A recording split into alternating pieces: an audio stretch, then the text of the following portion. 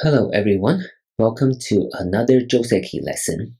This lesson serves as an introduction to the next few videos where we will dive into variations after these corner enclosures stemming from the start point. So here on the top left, we have a small knight's corner enclosure from the start point. On the top right, we have a one-space jump enclosure of the corner. The lower right is a large knight's enclosure, and the lower left is a two-space jump. Note that this two-space jump is pretty rare because this move, this two-space jump, is a little too far from the corner. So it doesn't do a very good job of protecting the corner, but you still see this move in many amateur games, especially beginner games, because this move serves to influence the side as well. So it is definitely a move that you're going to see as an amateur player. So it is definitely worth talking about all four of these corner enclosures and how the other side, in this case white, can challenge each and every one of these corner enclosures. So this video is an introduction. I'm not going to show you any specific sequence, but I want to make a few points crystal clear for beginners and many amateur players who have not heard this before. The points I want to make are relatively straightforward, but personally, I think these took me a long time as an amateur player to figure out. So that's why I think pointing them out early on will be very helpful for those of you who are beginners or amateurs who are struggling to understand what exactly do these corner enclosures mean. So let's start from the defensive perspective. So in this case, if you're playing black and if you're playing these corner enclosures from the start point, so the start point is a little different from the 3-4 point. The 3-4 point enclosures will almost certainly guarantee the corner territory, right? And that's a separate series of Josekis that we'll learn after this. But let's talk about start point.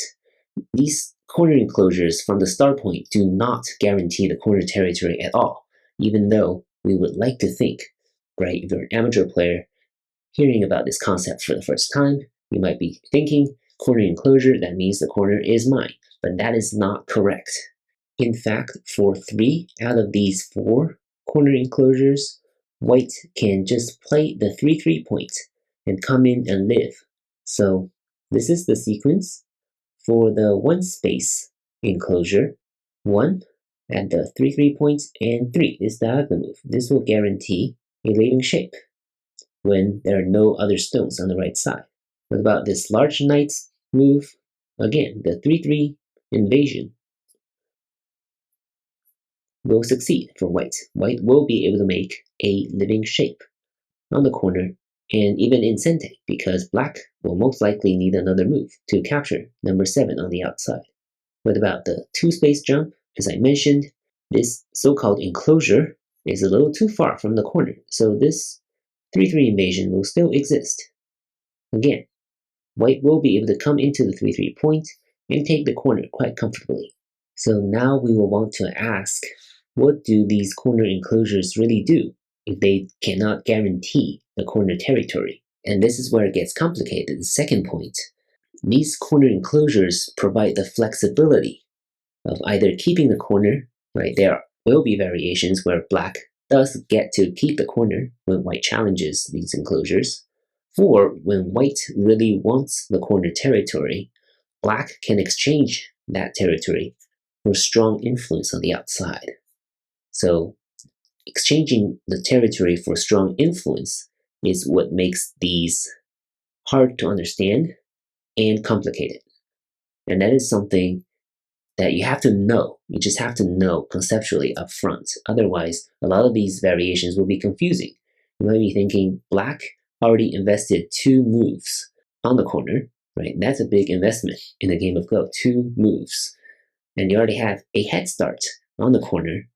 But how come white takes the territory from the corner, or at least half the territory from the corner in the end? That doesn't seem right. That's always a confusion that many amateur players, including myself, have. And that's something to point out early on, that this is what's going on. black can exchange the corner territory for strong influence. And that's why you play the corner enclosure. It's not to guarantee the corner territory. It's either to have the corner territory, of course that's an option, but also if your opponent wants that, you exchange it for influence. So I know I'm repeating myself a little bit here, but that is actually really, really important conceptually for beginners and all amateur players to understand.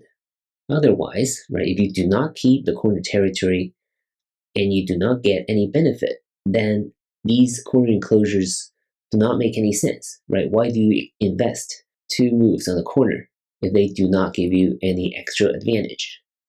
And a lot of the advantage is giving you the influence on the outside.